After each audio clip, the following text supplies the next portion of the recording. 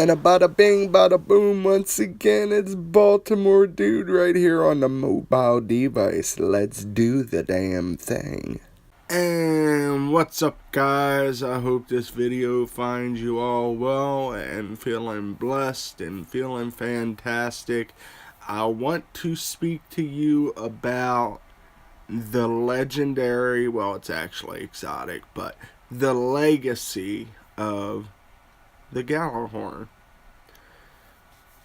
A man sits on the side of the road with a flat tire. He calls his road service because he's paid for said road service like everybody else did. Well, road service gets there and they say, "Sir, you don't have a tire iron, so even though you've paid your way like everybody else, we're not going to be able to allow you to participate in the road service program." That don't make a whole lot of sense, does it? But that's exactly what happened in year one with Gjallarhorn. A lot of people were locked out of raids and special events. I'm talking about quality players, because we have players in our crew that had no Gjallarhorn and were some of the best players I've ever seen in my life. But how many times did we read the words "must have Gjallarhorn"? Let's go back to the beginning of Gjallarhorn, okay? Let's look at the prototype that Bungie had for Gjallarhorn. Let's look at the idea Bungie had for Gjallarhorn. They wanted to make an incredibly special exotic weapon that would be incredibly powerful in certain situations. Instead, what they got was a weapon that got a lot of their community locked out of events, and let's be honest, it got all of us abusing the weapon. We would go in, "Oh, it's arc burn, pull your Gjallarhorns out. Void burn, pull your Gjallarhorns out." It was Gjallarhorns everywhere, and people started demanding that you have one. And personally, by the time they retired the Gjallarhorn, I was nearing 30, so I was one of the lucky ones that got a whole bunch of them. Like the first 6 months, totally dry, and then they just came one after another for me. But there's some guys I know to this day that have not won a Gjallarhorn. They didn't buy it the last week for whatever reason, and they still don't have one unlocked in the kiosk. So what Bungie ended up with was a weapon that people would spam these bosses that they spent hours, days, weeks, months, years in some cases developing, and people would just spam them down in a little bit of no time with a bunch of Gjallarhorns, and then they had them locking their beloved community out because they didn't have this weapon that, instead of being situational, instead of being special in certain cases, it became a requirement, and it started dictating the community. I don't think Bungie intended that, but Bungie didn't really know their Destiny community the way they know us now, and our innate ability to abuse the living hell out of OP weapons. If we're all being honest, the Gjallarhorn was overpowered in year one. So they nerfed the wolf pack. Okay, cool. I can live with that. But now we find out Gjallarhorn's coming back. It's coming back in black, baby. It's gonna look sexy, black and silver.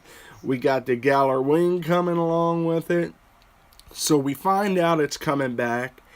And instead of being excited, instead of people thinking, well, now it's not going to be that everything weapon it was, but in the right situation, it's just going to rip people in half. It's just going to absolutely melt enemies. They want to whine about it. and talk about, well, the Wolfpack rounds have been nerfed, and did you notice they nerfed the velocity just a little tiny bit? Did you know that they also buffed the blast radius? Did I say that right? That felt really weird coming out. Blast radius. They buffed the blast radius, thereby sort of putting back the hidden perk of grenades and horseshoes. Not quite exactly, but sort of. So, yeah, Wolfpack rounds have been nerfed a bit. Velocity's been nerfed just a tiny, tiny bit. But blast radius has been buffed. So now we have a weapon coming back that is not going to dictate the community. It's not going to get people locked out of raids. It's not going to get people locked out of special events.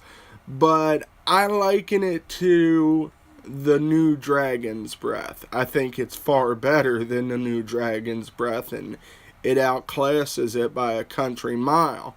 But the new Dragon's Breath dropping napalm is a situational weapon. It's not something you carry every minute. It's not your default heavy weapon. But in the right situation, it does an incredible amount of damage. And I think the Gjallarhorn is going to sort of fit in that category. Maybe a little more often useful. Maybe hold that heavy spot a bit more often than a Dragon's Breath would. It's going to be a very special weapon, just as it's always been. We're just going to need to be more selective where we use it. And we're going to need to put in work. You're not going to be able to go to every boss and demand that everybody has a Gjallarhorn and go in there with 6 Gjallarhorns and just rail the boss, be done in seconds, and everyone standing around laughing. That's not going to happen no more. Okay, Bungie is well aware of the community's ability and desire. I don't want to say if is it a desire, their ability and their tendency. That's the word I'm looking for, tendency. They're well aware of their tendencies to abuse weapons like that. And I'm going to be very honest with you. I've abused the living hell out of Gjallarhorn in the past. I'm sure you have too. I mean, you've got this thing in your hand, you've got this boss in front of you, you got these rewards on the other side of that boss. Things are going to happen, man. Things are going to happen. So as we're sitting here looking at the prototype that Bungie first developed for Gjallarhorn and talking about what their mindset may have been, let's take a look at what the Gjallarhorn actually ended up becoming. This weapon really became the captain of our ship in Destiny. It called all the shots. It decided if you raided. It decided if you joined a crew. It decided if you went on a particular mission. It became the captain. It became the cheese launcher. I mean, let's be honest, we were all launching blocks of Velveeta out of that damn thing week after week. So we see what it became, and it was absolutely beautiful, but being honest, we did misuse it. I think we misused it from Bungie's original idea of what it would be, and I think we misused it beyond what we knew we should have used it for. So with it coming back with a bit of a nerf to the Wolfpack rounds, a tiny nerf to the velocity, a buff to the blast radius, I think it's really going to be a weapon now that more fits into a well-rounded arsenal. And as we take a look at the Iron Gjallarhorn, the black version, Now, of course, the other version's coming back, the original look, if that's what you like. But as we take a look at the Iron Gjallarhorn coming back, we see a weapon that I feel like we're going to use very often in the raid, in strikes, and nightfalls. I think we'll use it quite a bit. But I think burn will matter now. It won't be, oh, it's Void Burn Gjallarhorn, it's Arc Burn Gjallarhorn. I think we will think more when we use the weapon now. We will be more strategic with the weapon. And I'm excited for this new incarnation of Destiny and Gjallarhorn. And I just wanted to make well, videos are never really quick for me, you guys know that. Semi-quick video and talk to you about Gjallarhorn and show you, let's run through them again. Here is the prototype. Now, I'm sure there are more stages of the prototype, but this is the right before paint job prototype that Bungie came up with when they were really developing the ideas of where they wanted Gjallarhorn to fit into the community. This is that prototype.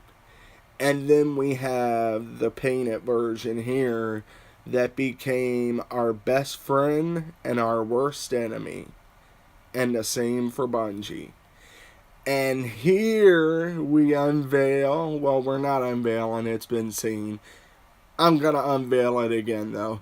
The new Gjallarhorn that is going to guide the community in a much more productive, skillful way than the old one did. We're going to think more. We're going to look at burns more.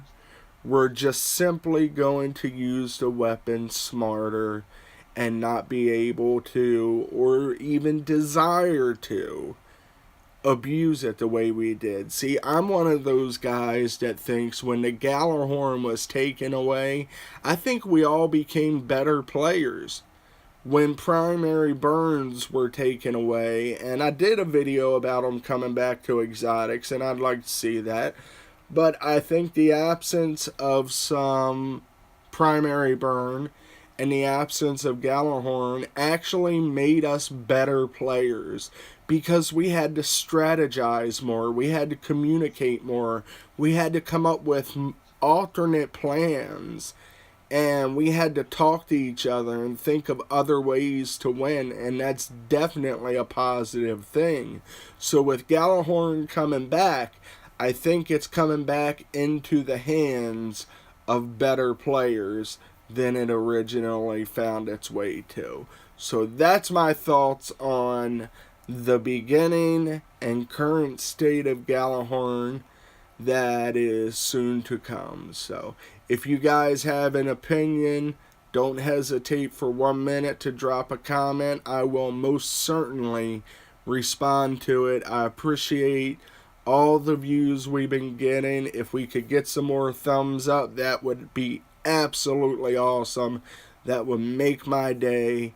And I guess that pretty much wraps it up. So you guys know the ditty. I'm Baltimore Dude. Catch you next video. Thanks for watching and be blessed as always.